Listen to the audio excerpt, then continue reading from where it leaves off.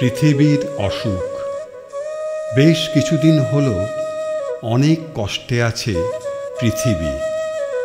আকাশটা কেমন ঘোলাটে, সূর্যের কোনো উষ্ণতা নেই, গাছের তলার মাটিটাও কেমন স্যাঁতসেঁতে।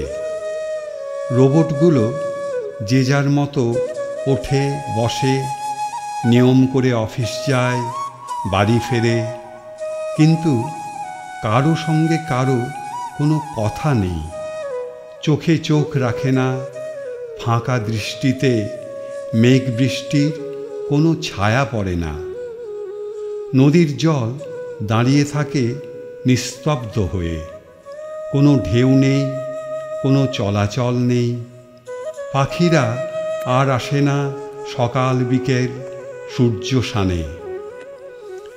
নিঃশ্বাস নিতে ভয় করে, বাতাসে কীরকম পোড়া চামড়ার গন্ধ। গাছের পাতাগুলো আস্তে আস্তে প্রাণ হারায় ঝরে পড়ার আগে।